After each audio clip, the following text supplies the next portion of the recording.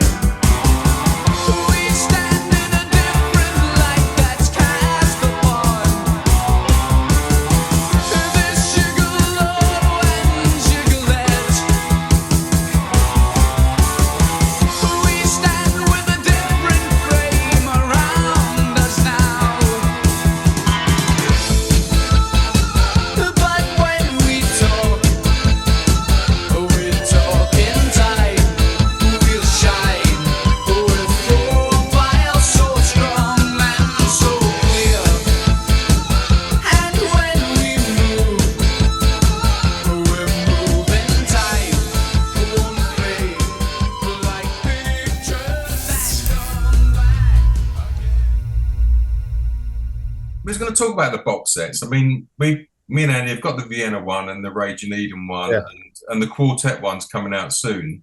Stephen Wilson has done some remastering, remixing slightly of the songs. Have you listened to them much, or do you like them? Or? Well, with it's become, it was more, and it's now become less and less because I've just decided to just leave it now. When I was offered the digitized 24 tracks by Chrysalis back in early 2019, and I said, yeah, great. And I went through them. They just gave them to me. That could give you a chip on your shoulder a bit, couldn't it? You know, I've got a lot of time on my hands, guys. No, but I did. I went through, and it was amazing. It was fantastic to go through Vienna and realize, listen to the string part in the middle section, and I could literally see that I wasn't quite sure what I was doing. That was being written while we were recording it. Wow. It was really weird. Some bum notes in it as well. So that was nice. And so I got involved then, and I sent a few messages to Stephen while he was mixing it to help him with it. Not many, you know, I just left him to it really, but I could have got involved, but I held back because to me, like, I'm not that interested in live music, live recordings, and I wasn't that interested in that, to be honest. So best to just keep out of it. So, but I could understand the marketing point of view, and I could understand why not having someone as smart as Stephen, because I'm a bit of a fan of his as well.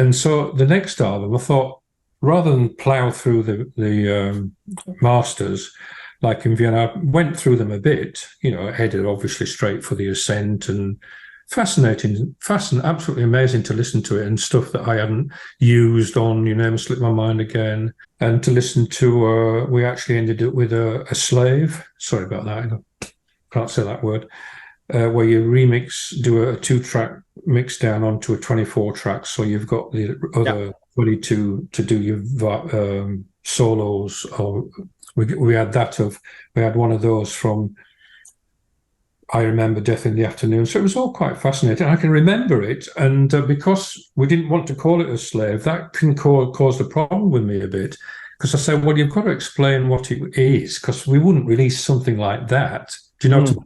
That's the only problem that I had. You understand what I mean, don't you? Of course. But they just wanted to not confuse people and just say work in progress, which to me I wasn't too happy with, because why would we do a work in progress where you can't hear the keyboards? So, you know.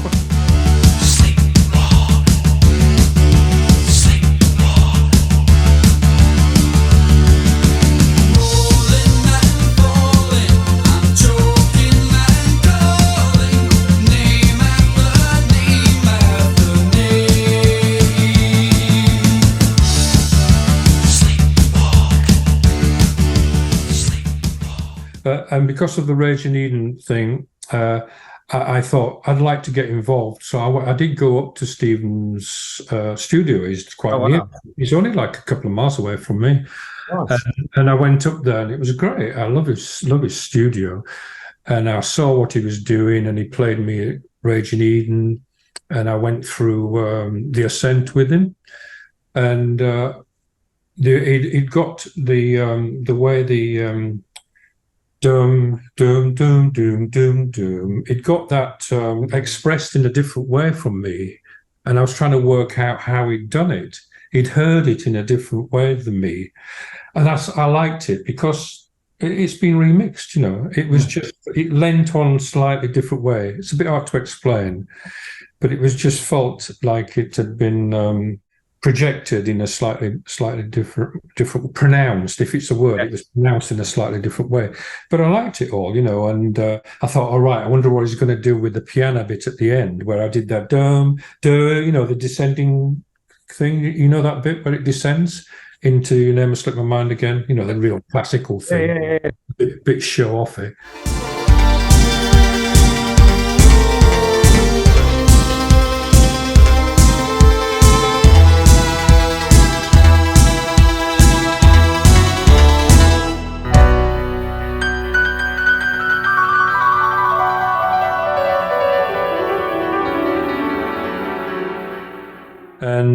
And I could see, because he'd got it in Logic, that he just copied the original. I mean, I could see what he was up to, you know. He just copied the original and put it in. I thought, yeah, I'm not surprised, really. It will be difficult to do anything else. But I mean, you know, it is difficult. I mean, really, I even then I was very, I love it. It's got the vibe. It's got the effort. But even then, you know, the viola underneath the violin solo, Connie was so good at getting a kind of phasing or flanging. So the viola expressed itself, because me and him did that. I mean, you know, the guys, really, when we were mixing it, the guys were in the other studio preparing for a party. With some friends from Germany, from Cologne, were arriving when we were mixing it. It's bizarre. And so me and Connie concentrated a lot. Well, we did that. And he knew what I was concerned about, because he said his dad played the viola. So I'm banging on a little bit now. But I just mean that because you've got the viola underneath, it was playing in thirds as well, underneath the violin solo.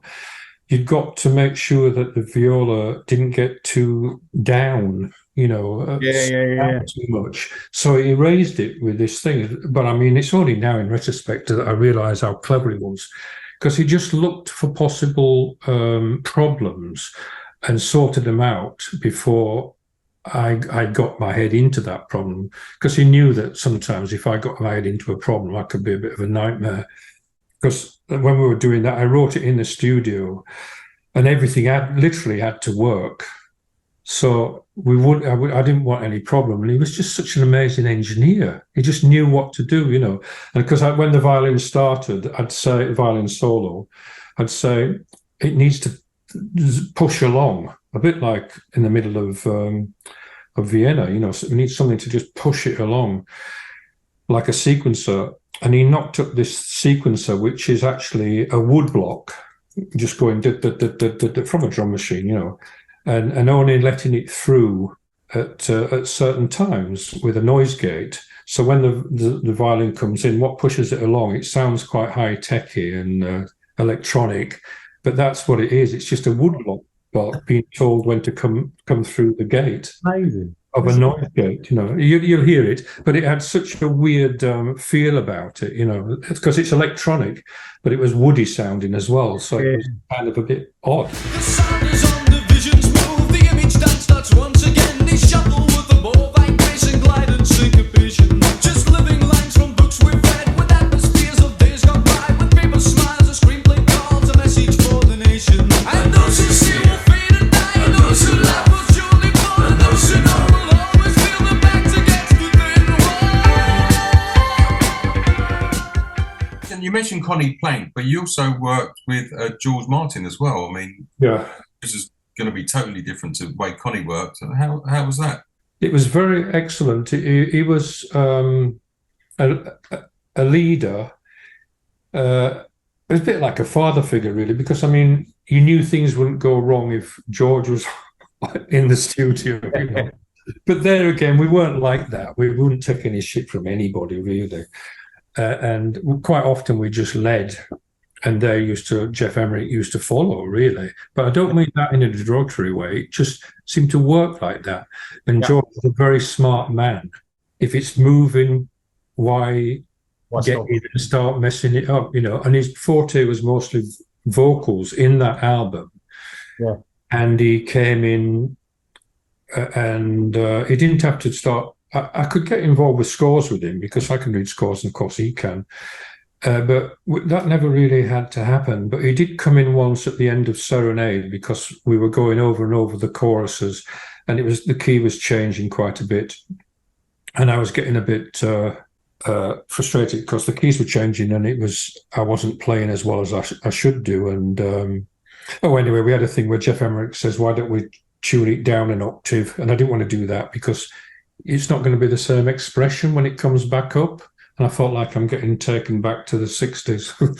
No, but I mean, I'm sure he was good at all that kind of stuff, but you can understand why I resisted that. But then George came in and said, look, you can't just go around the choruses at the end. Come on, let's make an effort and put something in there. That's what he meant. And sometimes I didn't quite have that push in myself to get something like that going, whereas someone like him would go in and do that. A situation before where I had enough effort or drive to just do that one little bit because it niggled me, I knew about it, but I just turned my head away. And he comes in and goes, look, what you have to do, you have to get to this point where you go, doom, doom, doom, doom, ba, ba, ba, serenade. And I've been in situations without music where, like with Warren, when he's explaining about how to do something, and I'd be looking like aghast, and it'd be even more demonstrative. And it was a little bit like the classical composer would come out of me, and I feel like, fuck, I'll be talking about, but, it would get a little bit like a loggerheads. And George, I had it a little bit like that with George until the penny dropped, because he'd probably just do a thing of where the battle, because I couldn't quite get that. Serenade. I couldn't quite get it. So it was just a moment there where he taught me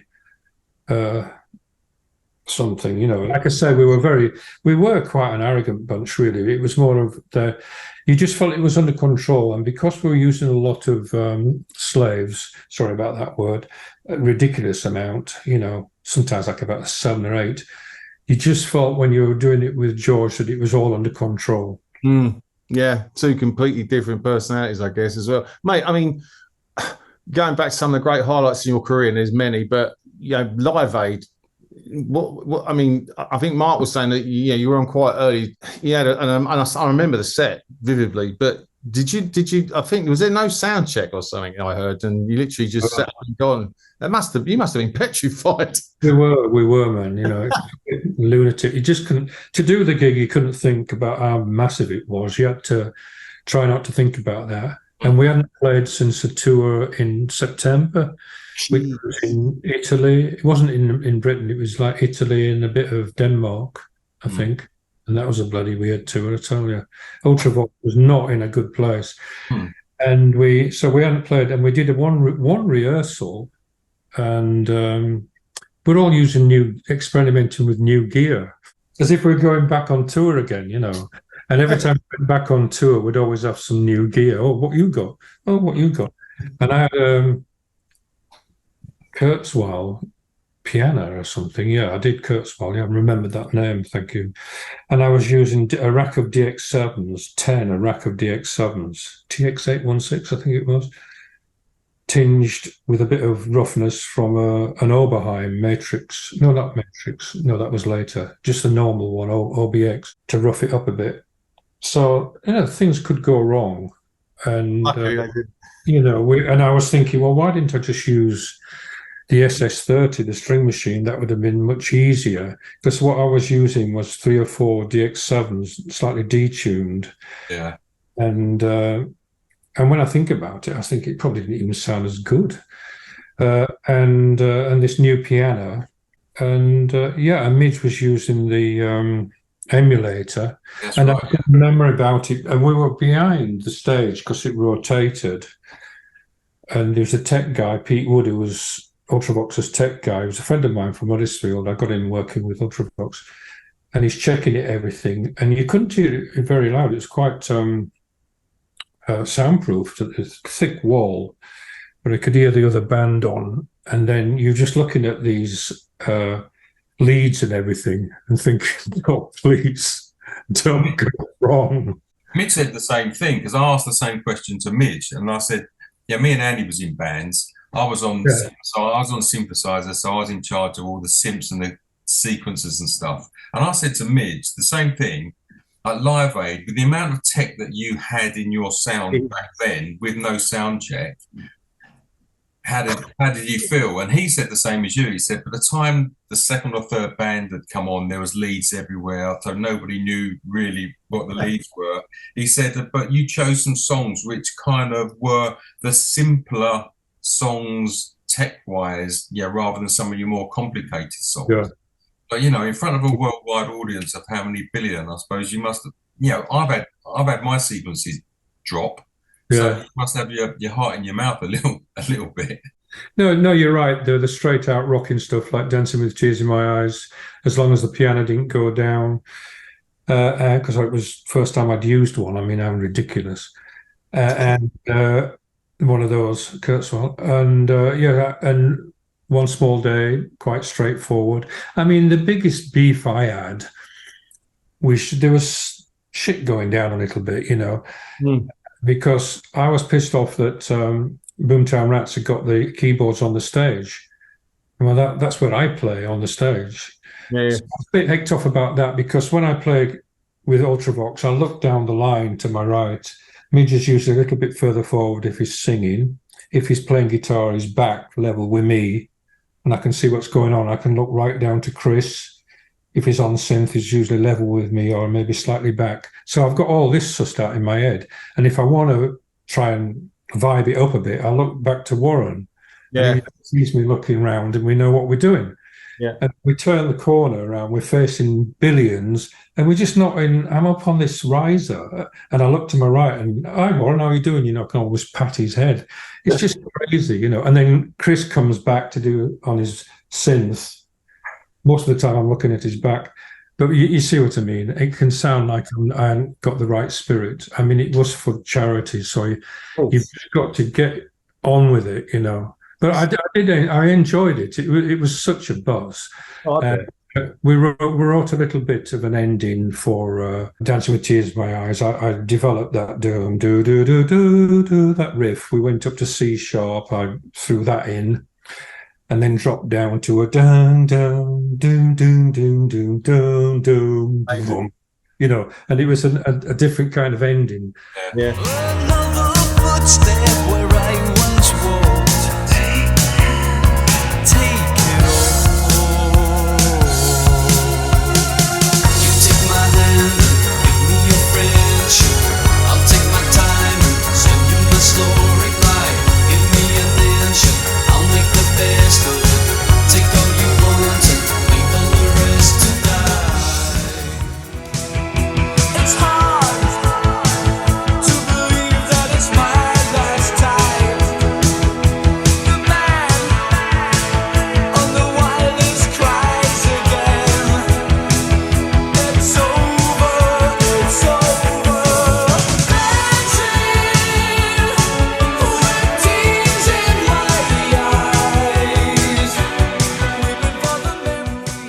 fantastic. I mean, you know, I remember watching it as a kid. I was a massive Ultravox fan at the time.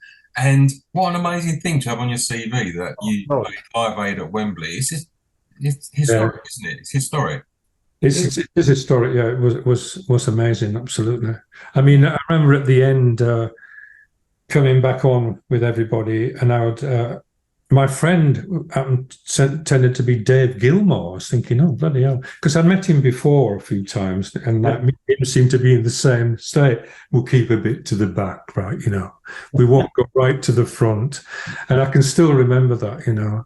And sometimes now when I look at everybody, I'm thinking, where am I? Where am I? Oh, yeah, I'm just there, hiding a bit, you know. Dave Gilmour, God, it was huge. And I remember my dad saying, why the hell didn't you get up to the front? Got to replace it. Mate, going right forward, I mean, one of the things Mark and I do is promote a lot of new bands as well. Do you get a chance to listen to any music, or you're just so busy with all your solo stuff? I just wonder if there's any bands have made you look up in the last year or so and gone, oh, I'm liking them, that you can share with our audience. Well, no, I mean, I'm a bit of like an Apple lazy, but it's like Apple Music guy, you know. I just listen to stuff and I'll just drift along. And if there is some suggestions from Apple, I'll like just last time I looked at it, I saw Brian Eno's new album, Light Paintings EP, and I put that on and I actually listened to it from the beginning to the end. I don't think I've done that for about the last 25 years. Nothing wrong with Brian Eno. So speeded out these days, aren't they? You know. Well, yeah, I think that's why. I mean, I guess some people want to play. I get it, time pressure. But I love the fact that vinyl's had a massive resurgence. I mean, it's outselling CDs now. And when Mark and I go to record store days, it's nice to see not just to see a bald men, it's loads of young kids as well getting back into it, which I think is amazing. Yeah, and to see the artwork and everything and the character of it, you feel like you're getting a piece of art.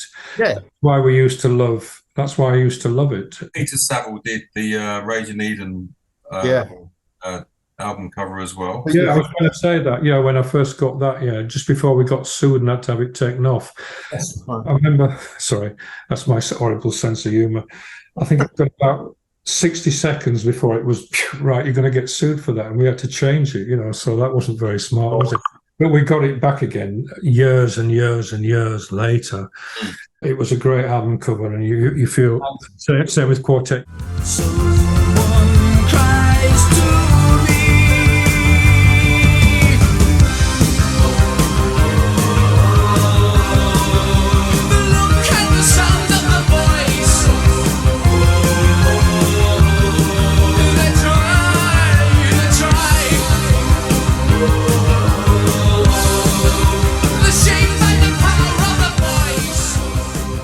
sounds like I'm avoiding this. Sometimes I do just go right into Apple Music and listen to all sorts of stuff. And I do like the fact you've got it all there.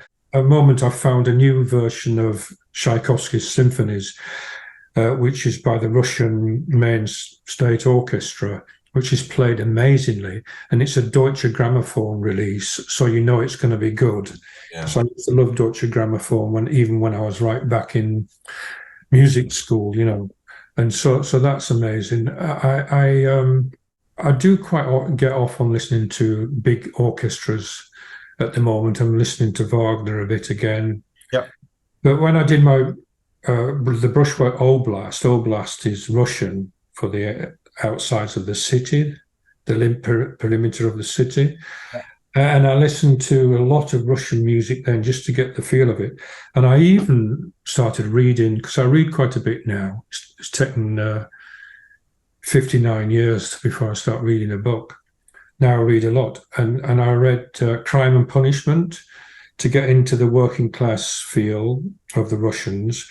And I read Tolstoy's Karenino, you know, Reno Karenino, wherever it is, oh God. But then to get an idea of the upper class, I just wanted to let the Russian feel soak over me in that album, because I went to the exhibition this century of the Russian Revolution at the Royal Academy, and I was knocked out, blown away. It was an education just to see all the old films and the feel of it. So I really wanted to When I was doing that album, this is what I do when I make albums. I tend to listen to different kinds of music then that influences me, and I find it very useful to have Apple Music.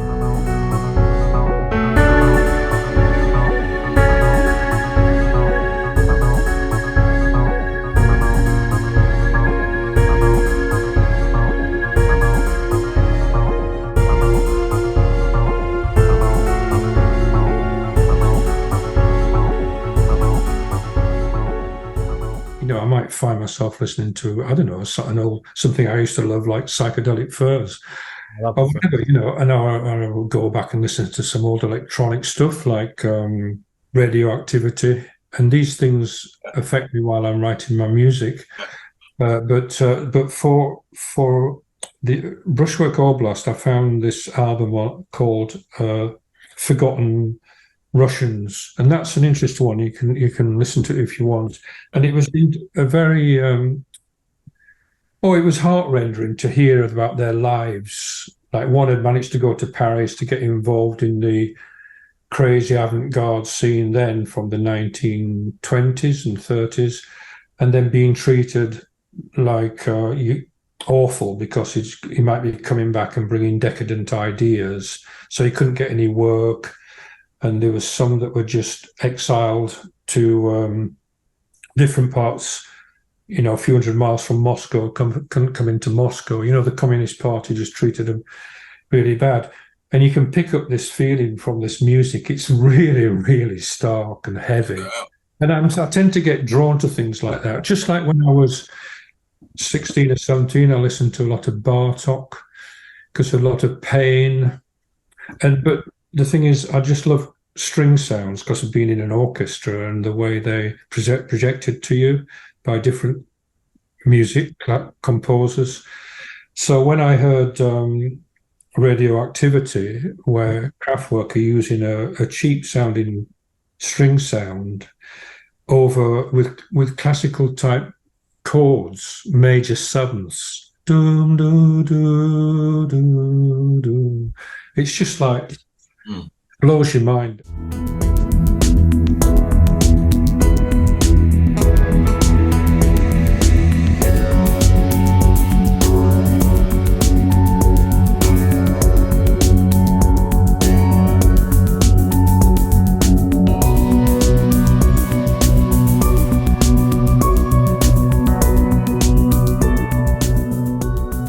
In 1975 was very interesting for me because we were doing demos with Steve Lillywhite, and I was just hiring keyboards because I couldn't afford one.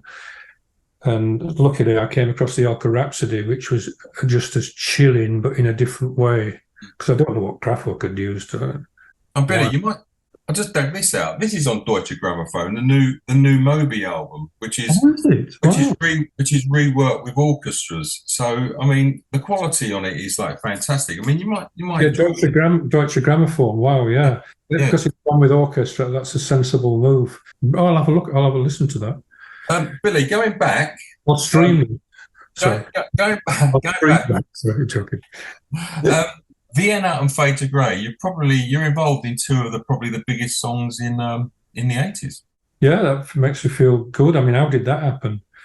It's like in the 70s, it's from being ignored to suddenly something was happening. To like, oh, hang on a minute, everyone's bitching about being named New Romantics, and I'm thinking, well, I quite like that. Using a word that you would use in classical music, that's a very romantic piece. I didn't mind that, and it was such a totally different from the punk thing. What you were calling the punk thing. It's an extreme change. Yeah, well, that's brilliant. I mean, I'm very chuffed with it. How they happened was both really spooky.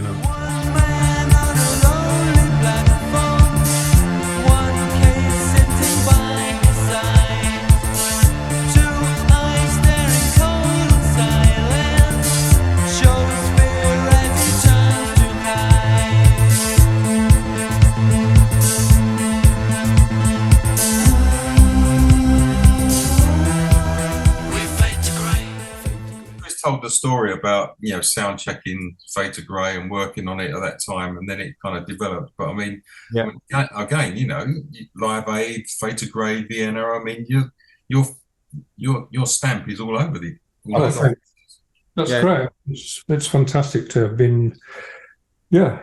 What did Chris say, actually? No, I'm joking. It was all good, I promise you. He had nothing but lovely things about you. He said it was all him. He said it was all him, yeah. It's all him. Always competitive as hell. It's never gonna go. My son's a guitarist. He's into hardcore. He should be playing live soon. Bloody better be. And he goes to these hardcore gigs, you know, like real shitty dumps, you know. And he tries to say, like, oh, we all chip in and everything. And I said, oh, yeah, you're not competitive then. That's the next thing you'll be telling me. No, it's just like, you know, or you from the bloody 80s. Yeah, it's none of that stuff, you know. Yeah, but you can trump your son on anything that you've done, can't you? Exactly. What about this? What about this? Yeah, have you done Live Aid? Didn't think so. Billy, final question. What would be your desert island disc? Everlasting Love by Love Affair. Wow. It's only because it's only because I see music in that way, you know. If something I can't stop, if I'm fascinated by, that's the kind of thing I like. Or even like Hold Back the Night in 1975, you know. I just like dance stuff. But I love what I found.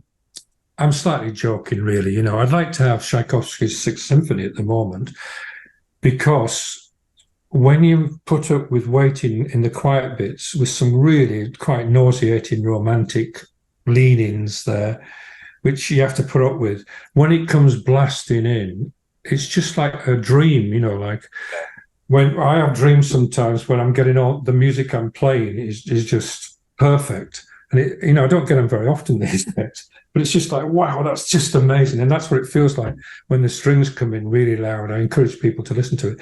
But with the thing with Everlasting Love, what's interesting, I was always attracted, like back in the 70s and the late 60s, when the vocalist comes in, it's do, do, do, do, do, do, do, do, you know, and after that sort of dancey sort of do, do, do, do, do, do, do, right, so you get there. And you get that do do do. That's quite classical, you know.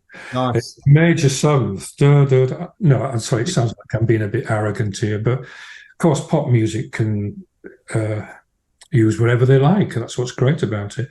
But when it comes in do do do do, it's like, yeah, that's a perfect verse, you know. What I find amazing is me and Mike always try and guess what our guests' favourite album's going to be, and we've never. It's always been so off kilter what we think it's going to be. It's a brilliant response, mate. Absolutely love it.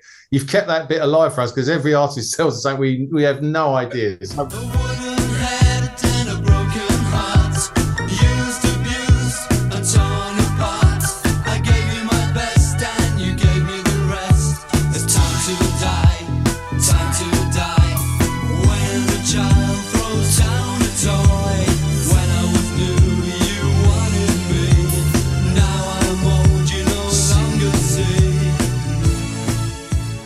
Mate, listen, I want to say this has been an absolute joy for Mark and me.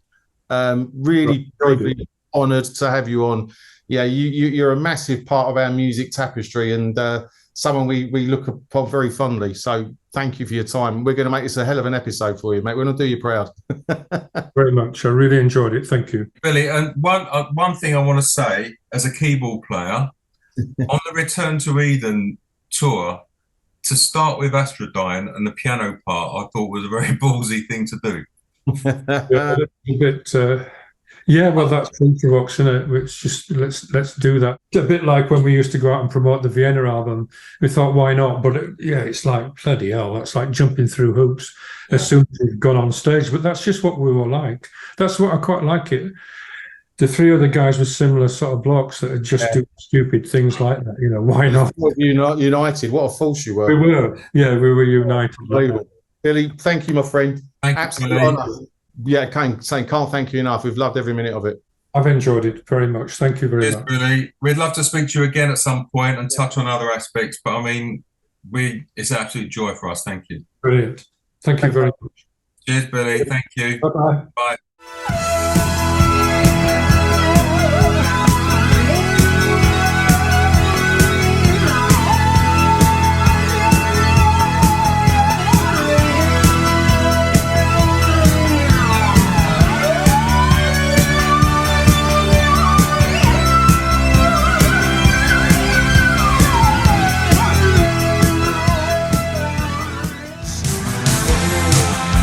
My sentimental friends, your time will come again.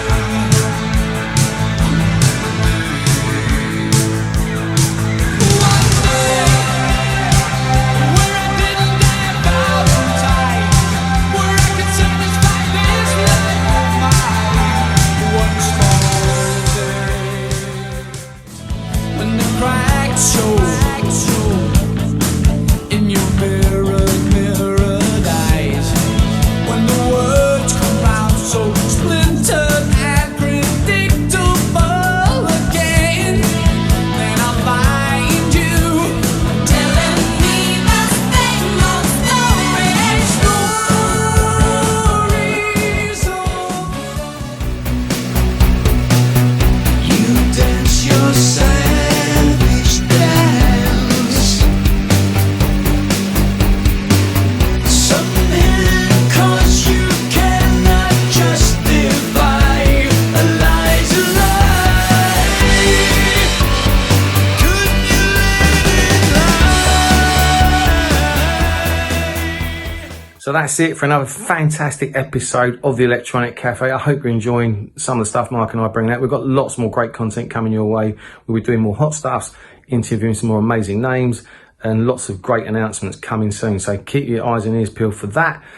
Also, don't forget, if you haven't subscribed to the incredible Blitz magazine, please do so. And so we're going to make, hopefully make a big announcement for you guys very, very soon. So keep your eyes and ears peeled for that. In the meantime, stay safe, and we'll see you next time on the Electronic Cafe. Bye-bye. If you haven't subscribed, please do so, and we'll see you again soon. Bye bye.